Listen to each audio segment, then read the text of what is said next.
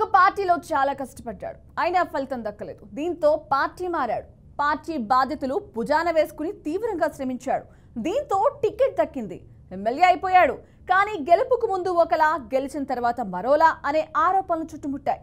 ఇలా చేస్తే కష్టమే అనే విమర్శలు కూడా వెల్లువెత్తుతున్నాయి.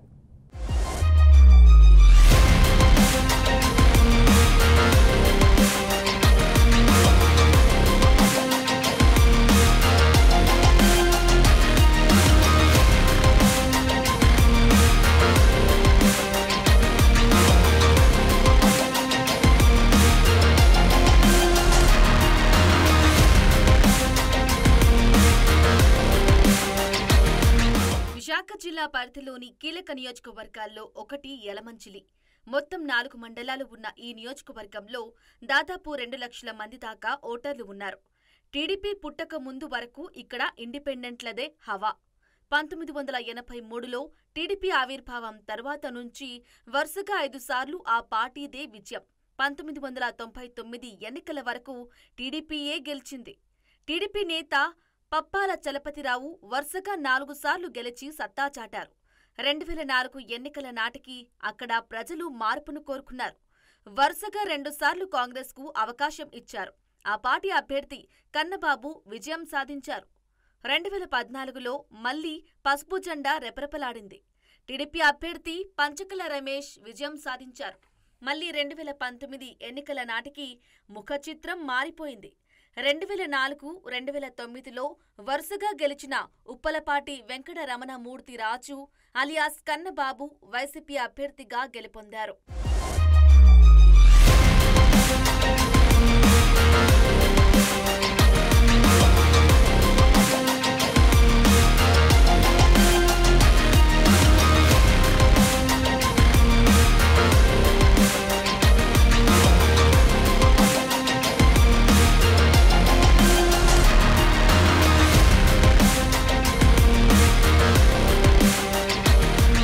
ప్రస్తుతం ఎమ్మెల్యేగా ఉన్న సుందరపు విజయకుమార్ ఒకప్పుడు యలమంచిలి టీడీపీలో క్రియాశీలక నేత.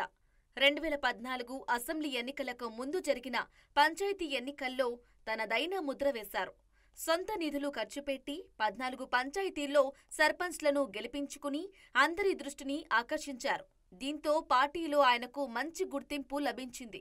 టీడీపీ సీనియర్ నేతలు ఆడారి తులసిరావు, మాజీ ఎమ్మెల్యే, ఎమ్మెల్సీ అయిన పప్పల చలపతిరావులు ఉన్నప్పటికీ పార్టీని పెద్దగా పట్టించుకోలేదు.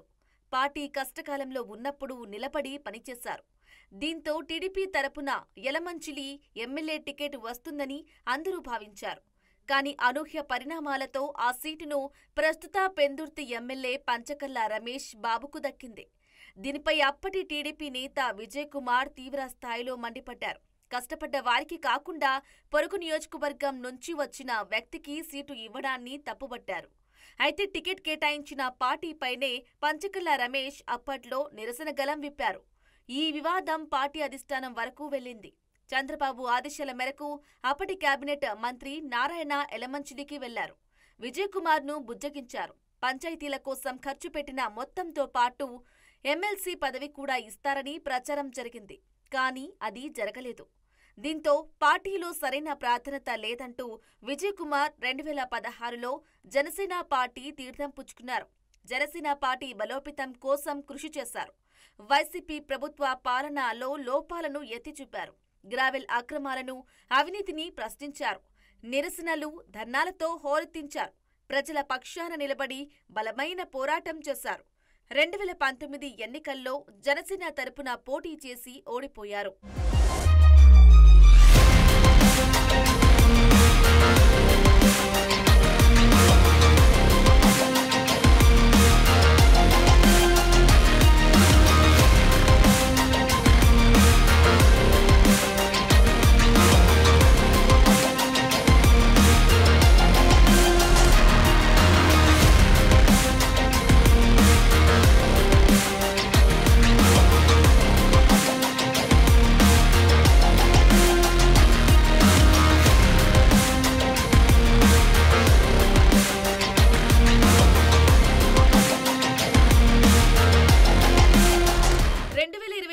ఎన్నికల నాటికి యలమంచిలి రాజకీయ ముఖచిత్రం మారిపోయింది.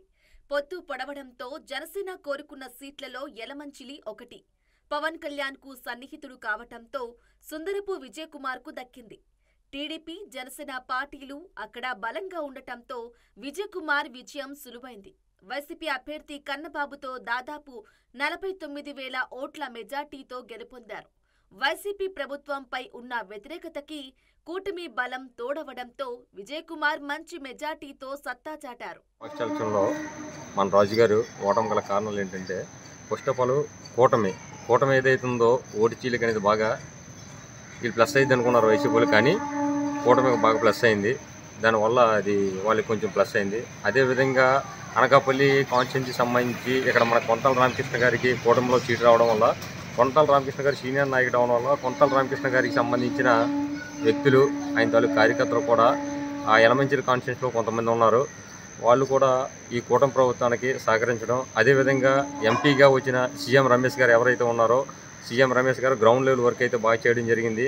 గ్రామ స్థాయిలో ఉన్న కార్యకర్తలే ఆయన వాక్చతుర్యం ద్వారా కొంచెం ఆకట్టుకొని వాళ్ళు మంచి చేసుకొని ఆ విధంగా ఓట్లు అనేది కూడా సేకరించడం జరిగింది.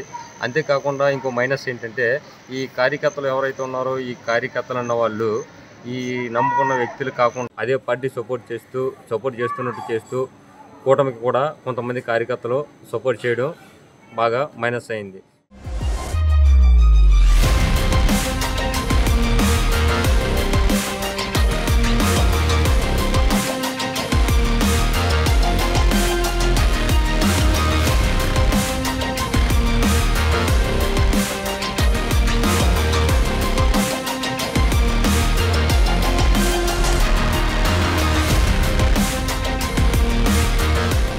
ఎన్నికల్లో గెలిచి సత్తా చాటిన సుందరపు విజయ్ కుమార్ పై విమర్శలు, ఆరోపణలు వెల్లువెత్తుతున్నాయి. కార్యకర్తలను, నియోజకవర్గ ప్రజలను పెద్దగా పట్టించుకోవటం లేదని అపవాదు మోస్తున్నారు. వైన్ షాపులన్నింటినీ తన కంట్రోల్లోనే పెట్టుకున్నారని, కార్యకర్తలకు సైతం అవకాశం ఇవ్వడం లేదని ఆరోపణలు వస్తున్నాయి. జనసేనలో సెకండ్ క్యాడర్ నాయకులుగా మరెవ్వర్నీ ఎదగనివ్వడం లేదని అంటున్నారు. టీడీపీ క్యాడర్ను కూడా ఎక్కడా పార్టీ కార్యక్రమాలకు పిలవడం లేదనే బలమైన విమర్శ ఉంది. ఈ క్రమంలో టీడీపీ ఇన్ఛార్జిగా ఉన్న ప్రగడ నాగేశ్వరరావు వర్గం ఎమ్మెల్యే విజయ్ కుమార్ కు దూరంగా ఉంటున్నట్లు తెలిసింది. గ్రావెల్ దందా, పరిశ్రమలపై జులుం, వైన్షాపు సిండికేట్ అంశాలపై విజయ్ కుమార్ తీరు పార్టీ అధినేత పవన్ కళ్యాణ్ దృష్టికి వెళ్లినట్లు తెలిసింది. ఈ విషయంలో పవన్ కళ్యాణ్ వార్నింగ్ కూడా ఇచ్చినట్లు సమాచారం. పొత్తులో భాగంగా సీటును త్యాగం చేసిన ప్రగడ నాగేశ్వరరావుకు ఇటీవల రాష్ట్ర రోడ్డు భవనాల కార్పొరేషన్ చైర్మన్ గా బాధ్యతలు స్వీకరించారు. ఆయన బాధ్యతలు చేపట్టినప్పటి నుంచి ఎమ్మెల్యేకు నాగేశ్వరరావుకు మధ్య వైరం పెరిగిందని టాక్ నడుస్తోంది. ఎమ్మెల్యే విజయ్ కుమార్ కానీ సరిగా స్పందించకపోవడం కానీ, అభివృద్ధి చేయడంలో కానీ చాలా నిర్లక్ష్యంగా వ్యవహరిస్తుంటారు. ఆయన కమిషన్లు వసూలు చేసుకునే మీద శ్రద్ధ ఈరోజు అభివృద్ధి మీద కానీ అక్కడ కంపెనీల మీద లేదు. ఎందుకంటే ఈరోజు లారీకి 1000 రూపాయలు ఈరోజు కమిషన్ ఇవ్వాలని టోల్ గేట్లో పెట్టి ఈరోజు వసూలు చేసుకొని దందాలు చేస్తూ ఉన్నాడు. అంతేకాదు ఇసుక అమ్ముకుంటున్నారు, అక్కడ మట్టి అమ్ముకుంటున్నారు. అక్కడ ఏదైతే కంపెనీల దగ్గర బోకర్గా ఉండి చేసుకుంటారో తప్ప అక్కడ ఏదైనా కొత్తగా అభివృద్ధి కంపెనీలు తీసుకురావడంలో కానీ, అదేవిధంగా ఈరోజు రోడ్లు కానీ ఈరోజు అస్తవ్యస్తంగా ఉన్నాయి. ఈరోజు చాలా వరకు సముద్ర ప్రాంతం ఉంది, అక్కడ నేవీ వచ్చే పరిస్థితి ఉంది. కానీ ఇట్లాంటివి కూడా ఈరోజు ఎమ్మెల్యే అటు అభివృద్ధి గురించి ఎటువంటి కృషి కానీ, కనీసమైన సౌకర్యాల గురించి, ప్రజల గురించి కానీ చేశారు. కూటమి ప్రభుత్వం ఈరోజు ఎన్నికల్లో లక్కీగా ఈరోజు ఎన్నికైపోయారు. ఎందుకంటే ఒక గత ప్రభుత్వం మీద వ్యతిరేకతలో ఈరోజు వాళ్ళందరూ కూడా ఎమ్మెల్యే అయిపోయారు తప్ప కనీసం అక్కడ ప్రజల మీద శ్రద్ధశుద్ధి కానీ, అక్కడ ప్రజల అభివృద్ధి దాని మీద కానీ ఎటువంటి చర్యలు అనేది ఈరోజు చేపట్టలేదు. ఎమ్మెల్యేగా గెలవక ముందు పార్టీ నేతలు, కార్యకర్తలను కలుపుకుని పోరాటం చేసిన సుందరపు విజయ్ కుమార్ ఎమ్మెల్యేగా గెలిచిన తరువాత కంప్లీట్ గా మారిపోయారని అంటున్నారు.